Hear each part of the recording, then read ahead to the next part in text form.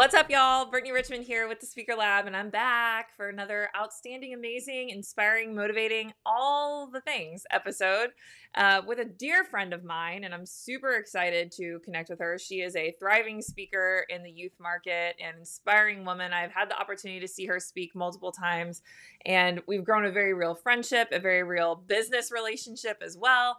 And I'm so excited to have her here. But I'm not going to introduce her too much because I want her to say all of the things about herself.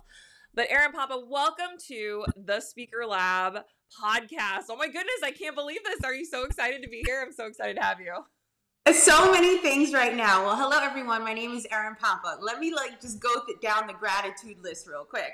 So number one, being on the Speaker Lab podcast is rocking my mind right now because I remember when I was an aspiring speaker, listen, I will roll up my sleeves, get inside Google and figure it out. And Google led me to this podcast. And this podcast, literally, if you take the time and implement what they say, can help you grow your speaking business. So this podcast is something I always have in my ear. I love it. And it is just such an honor to be here. I can't even believe it. I can't even believe I've made it to the level where I could be here. And then Brittany, you know how I feel about you. I feel like I was gifted with people in my life who care about me and nurture not only our friendships, but our business relationships. And I believe because I did the work and it's aligning myself with those kind of people. And I am so grateful you are in my life. Oh my goodness. Girl, I feel the same. I feel totally the same. I love what you said about doing the work and applying what they say. We'll get into all of that. But first of all, I know you listened to the episode, so I know you know the first song that I'm going to ask you because I think it just sets the tone for the audience. This says a lot about who you are as a speaker. What is your walkout song, Erin? Okay, so when I listen to the podcast, I'm like, I've never done a walkout song, but I had my first event where I wanted a walkout song. So I come from a dance background, so it's not like my favorite song. If it was my favorite song, it would be something very dramatic and like Chandelier, and I would be like, everybody would be crying, right?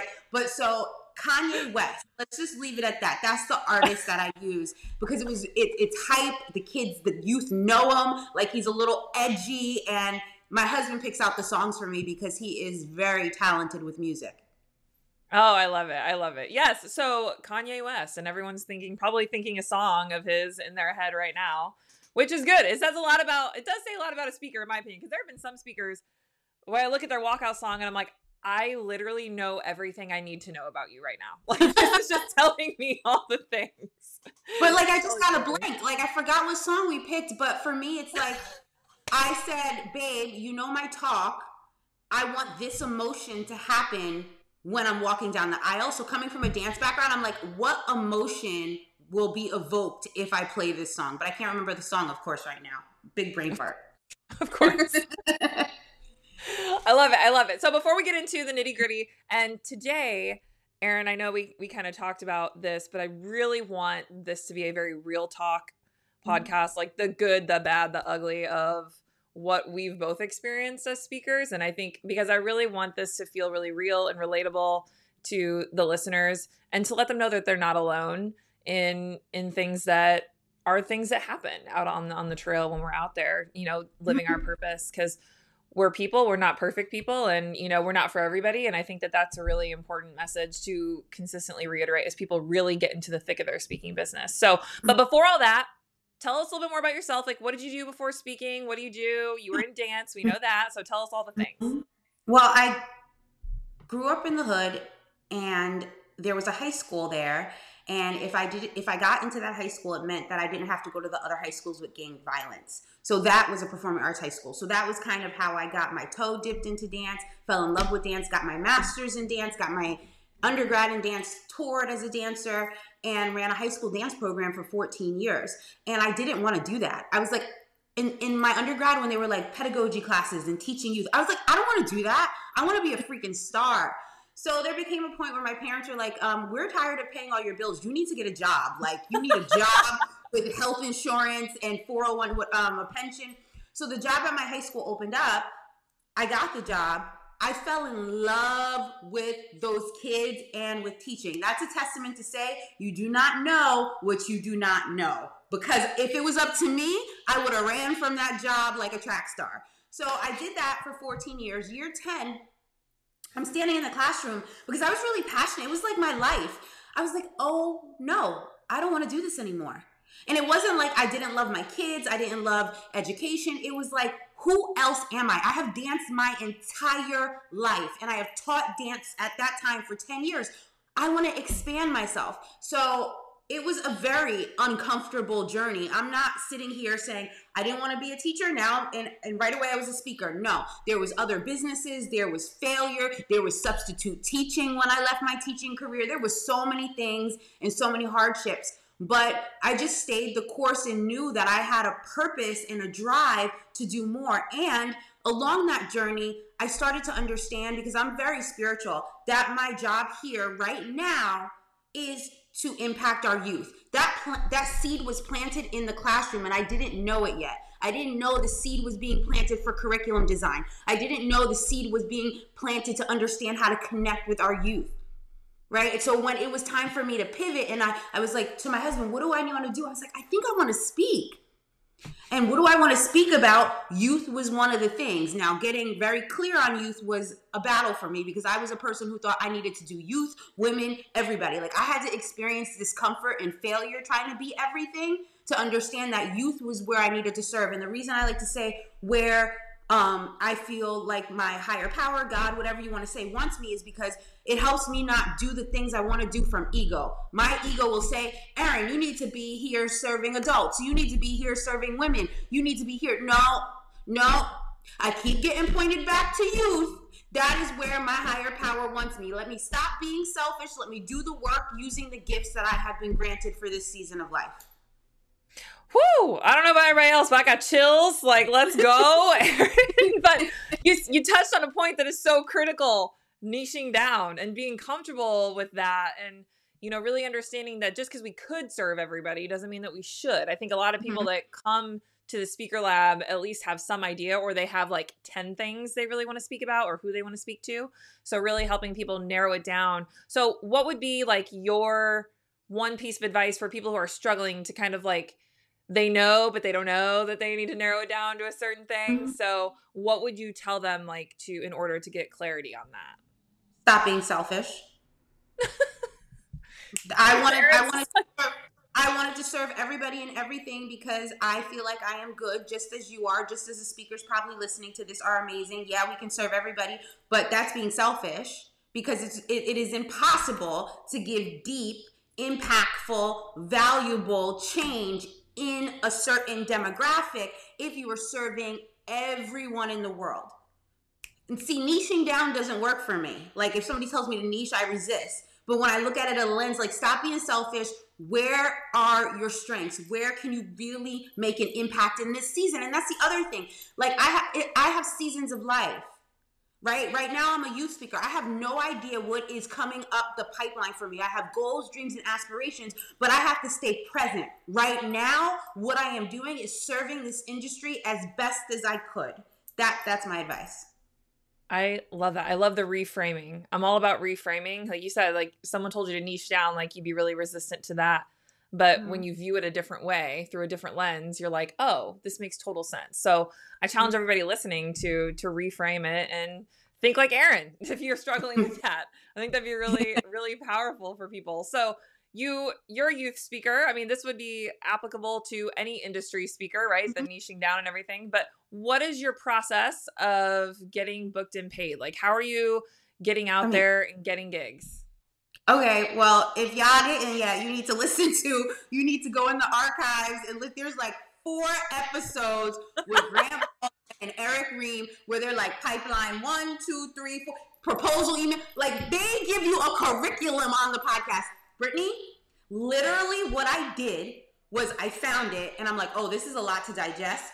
Took it one day at a time. Put in my earbuds, opened up Trello, and was like, what can I, because they're like, right now I'm moving into Pipedrive, which is a CRM. I wasn't ready for that, right? I just needed something simple that I felt comfortable in. So I opened up Trello and I built out each and every stage of the pipeline as per their episodes. And then I started looking up people, and started emailing, and it took time. It took a good 6 months to a year, maybe 6 months. I was getting free stuff, and all of a sudden I was like paid stuff, and all of a sudden I'm meeting people, and all of a sudden it's taking off. So that is what I do.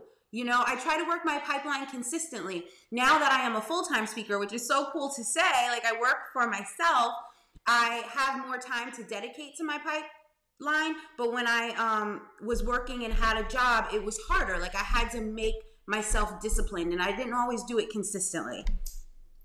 No, and that's good vulnerability too, to tell people. Like, I've told people too, like, I don't think consistency means that there are days when you don't, right? I think consistency in our prospecting means, you know, okay, if we skip a couple days, we're not like, oh, well, we're done. It's clearly not something we're doing. No, we just do it the next day, you know?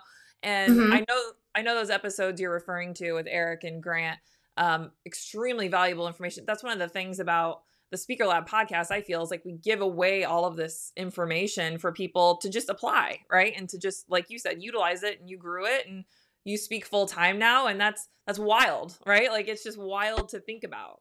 It's so wild. It's such a gift, and I'm so grateful. But here's the thing. I have the mindset is like, I'm going to get them by the follow-up. Like, there's so many speakers out here, you know, I'm going to make sure that I'm going to get the gigs because I am the one following up. Because you don't know how many emails I get when people are saying, oh my gosh, I appreciate your follow-up.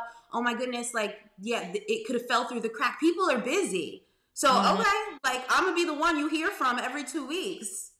I love that. I love that. Fortune is in the follow-up, right? Like, we have to follow up.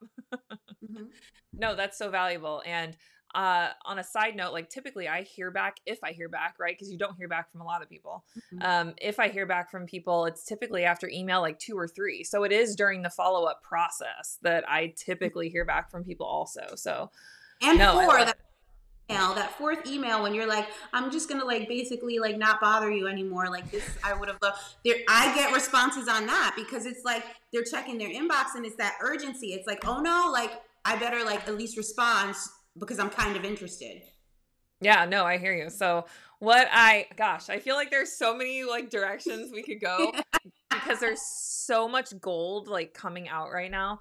But okay, before we get into, like, some real talk, what is if you could give the listener, like, your one big key piece of advice that you feel is either underrated, we don't talk about enough, or something that you didn't know, like, what's the one piece of advice that you really want to leave people with from hearing you talk? Okay. I forgot to mention in the beginning, I speak about navigating fear and strengthening resilience. I help students and youth, young adults, shift their negative thoughts using my framework of acceptance, gratitude, and service. I just wanted to say that in case people wanted to know. But my one piece of advice, that's hard because I got a lot. Okay. Can I give 2? Yes, give 2, Erin. Okay. Well, this one, memorizing my keynote. Because I came from an education background, doing lesson plans was like nothing for me. Showing up to class, not that, like, come on, I'm gonna be real. After you teach for 5, 6, 7 years, you're not in your house at night writing these extensive lesson plans. You're driving on your way to the car, like, what are we doing today? I know. So it was a really big shift for me to discipline myself to memorize my keynote, and I didn't all the time. And I definitely felt how uncomfortable it was. I'm the kind of person that it's like the pain has to get great enough for me to change sometimes. So I had to feel the pain of not memorizing it, and then it made me memorize it. And the funny thing about that is my mom came to one event where I didn't memorize it, and everybody loved it. It was good. Everybody got good feedback. I didn't feel good. I felt like I was searching for what was next in my mind, where I was going with it. So even though some people might think or perceive it as great, I know for me, now I understand I want to step on the stage like solid in my content. And what I found by being solid in my content, Brittany, I messaged you about this. Like, sometimes when I'm speaking, I have side conversations in my head now because I know my content. Sometimes, like, I could open the floodgates to see where that divine connection is coming in, and I'm saying stuff that's not even in my keynote, but I can do that because I know my content. Right? And so, and please know, like, I'm not one who likes to write. So writing the keynote was painful. Practicing my keynote is painful every time I have a gig. So I had to learn how to break it up. I have to do it 2 weeks out at like 30-minute increments, maybe 2 or 3 times a week, because I don't have the discipline to stand there for an hour in practice. So I had to learn what works for me. So that's the first one. That's so valuable. And just a side note on that, I think like a lot of people are resistant. They're like, I want to be authentic on stage. I don't want to memorize my talk. It's like, well, authenticity comes from confidence. Confidence comes from knowing your content. And we're not asking you to necessarily verbatim word for word, right? But like you said, you can be so confident in your content, you know it so well, you can actually make adjustments and pick right back up where you were, because your brain just knows. It's like a muscle and an understanding of where you are. And I know we've talked about this recently. Like even when we don't have gigs, we practice our keynotes at least once or twice a week, right? So we can constantly. Yeah. And why do we do that? And I tell people, it's our job, right? Like I really want people to realize that this is a job. We love what we do, but it's still our job to show up and be that person, you know, and be 100% and give 100%, not just to the audience, but the people that hired us and for ourselves, right? So you're doing yourself a disservice when you don't know your content. So, and in a sense, this is how I think about it now that you said that. I had a lot of kids come to me because it was an inner city that didn't have training, and they were beautiful dancers, but they didn't have the freedom because they didn't have the technique. So they were stifled and not able to grow to their fullest potential because they didn't have a foundation. They were just naturally gifted. So when I'm thinking about me and presenting, and this is what I need to tell myself and remind myself so that I don't get caught up in not memorizing, because left to my own devices, I will take the easy way and not memorize, but that is my technique. The more I grow my foundation and my technique, the more freedom I will have when I present. Mm-hmm. No, I love it. I love it. All right. We can talk about that forever, but what's point number 2? Oh my gosh. Oh, point number 2. And I would love to hear from you, Brittany. I don't know if this is just a quality people have, but coming from an education background is reading your audience. And I am naturally an empath. I could pick up on people, and sometimes it hurts, and it's like, oh, I can't be around that energy, but I could feel the energy in a room, and it's a balancing act, right? Because I don't want to let it throw me off if some people are not engaged, which happens. Mm-hmm. But I also want to be mindful and be able to shift my energy or shift what I'm saying or how I'm saying it because they're not with me or something. So tip number 2 is learn your boundaries around reading a room and play with it so that it doesn't affect your confidence, but you're able to adapt as needed inside of that presentation.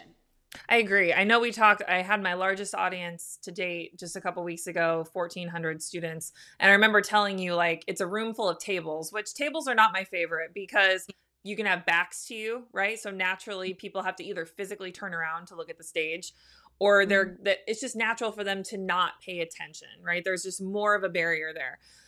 But you know, the large part of the room was focused in, but from the stage, you're seeing everything, right? So I could see a few tables in the back were just like playing on their phones and like they were filming TikToks and all these things. That's just natural. I think, but what's to your point, there's a couple of things that I did. So I typically get down in the audience. You've seen me speak before, like I'll actually walk through the audience. So I made a point to make it all the way to the back. And then just so they felt my presence and my energy, did I anticipate that they would start changing? No, but I wanted them to feel seen. Like I was a part of them and they were a part of me too. Like just because you're in the back doesn't mean that I don't value you, that I don't want to reach you. You know, I want to make sure you know that I am also in this space with you. And then so to make them feel included, right? Because I think when you're in the back, you're less likely to feel as included as the people in the front. Now, as being on stage though too, and we talked about this also, is you can see the ones that are engaged. And just whether it's 10 people in the room or 10,000 people in the room, not everybody is going to be like drone in and like dialed in on exactly what you're saying or resonate with your message. That's just, I mean, you know, it's just not, we want the majority, obviously, right? That's why the event planners and decision makers hire us, because the content fits with their audience. But I mean, really just being yourself and showing up for those that are really dialed in, I think is so impactful. And like I said, just finding ways. And like you said, like being aware of the energy in the room, but not like shrinking yourself down because you feel like other people are not as engaged as what you want them to be. Right. Right. And talking with friends, it's like, I'm reminded, that's why it's so nice to have speaker friends, right? I'm Mhm. reminded I can go to when I feel nervous or scared or uncomfortable, and I get a perspective shift. And I'm reminded, like, you're not going to impact everyone, and that's okay. And I knew that as a teacher in the classroom, but knowing that as a speaker is different, because you get one time usually with these people. With Mhm. students, you get many times with them where you can work on it. And I had to learn how to release that pressure that I was putting on myself to be perfect. I'm not Right. perfect. Everybody's not going to love me. Everybody's not going to be into it, and that's okay. Which leads us into the last part of this episode. I wanted to talk about, because you and I have had some pretty candid conversations on both sides of situations that were like really, really fabulous and we Mhm. like slayed, and then other situations where we've been like, wow, this is not fun feeling, right? Like this whole situation, whatever it is. So I really just wanted to ask you, when you think about your journey as a speaker, do you have one or two situations that stand out as not so positive that Mhm. you were able to, now being removed from it in time, right? And now you can see it differently when we're not in the throes of our emotions at the time, but what you learned from those things. So what is the situation that occurred and what did you learn from it moving forward? So I have two, and I love this because I love when you do this because it makes me remember that speakers are human. It's just I want people to know it. Like, it's not easy out there. So let me share with you what the point is. The first one is, it was the first time I memorized my keynote. Maybe over, I have a weird conception of time. Maybe a year and a half ago. I don't know. Don't quote me on that. So it was for an event. It was a young girls event, and it was like, I think, a 30 or 45-minute keynote. And I just didn't know what I didn't know. I didn't ask the right questions. I don't even remember if I had a pre-event call, a call that happens before the event. I'm assuming maybe I did, but maybe I didn't ask the right questions. And at the end of the event, people came up to me and thought that they got a lot. But when I did my post-event call, the organizer said I missed the mark completely. And it was not what they wanted. And Mm, I beat myself up. Like, how could it not be what they wanted? People came up to me and said it was good. People said this. And I speak about, you know, not letting those negative thoughts get to you, but I'm still human, right? We right. speak on a lot of times what we need. My negative thoughts were so loud, and I beat myself up, and I was questioning myself, and my ego was bruised because I thought I was talented and I thought I was good. And I lived in self-pity for a while, and then I reached out to fellow speakers, and then I redid my keynote, and it produced a keynote that is great now. So why do I share that? Because even though getting critique and feedback is good, and we can go into a whole conversation about how to weigh critique and feedback, but it really helped me push myself to the next level after some time passed, and I was able to process it. So that's the first one. Love it. And then the second one was, I in a keynote to youth I was a teacher. I'm spicy. I'll give attitude. Like, I'll shake my, like, you know what I mean? But when I did that with my students, they were with me. I was a dance director, so my students were with me for 4 years. So they knew me inside and out. I Right. came with I came too hard with that at an event, with Mm, like stopping and no, I'm not going to hear your, like, but it was too much. I did more than I usually do. I was feeling like overconfident over something, and the feedback from that wasn't good. And I was upset. I was disappointed in myself because I hadn't done that before when I was speaking, and I tried it out here, and it really made me realize how I fell short and what I could do to improve. So after that, I had another keynote at a college, and I adjusted it, and it went amazing. So it's just about trial and error and making mistakes, and living through the discomfort, because for me it is very uncomfortable when I don't show up as what I think is perfect. I hear you. And I want to like thank you for one for sharing those stories, because I think we don't talk enough about those stories just in general as speakers out in the industry. Like, um, nobody wants to admit when they fall short, but we all fall short, right? Like everybody, we really don't want to admit it to ourselves, right? Like we just, but that's the human side of what we do and who we are. Any profession at all that requires someone to put themselves out there to be ridiculed or put in a position to be ridiculed, or you know what I mean? Any sort, influencers, I mean, musicians, actors, dancers, I mean, people who Writers. perform, writers, speakers, people who perform, we put ourselves in these, we want to do well, right? And sometimes we can do well, but not everybody likes what we do, right? And then sometimes the feedback constructively can show us something that we didn't know before. Now, I do want to make a couple of points here, because I remember you and I had this conversation before.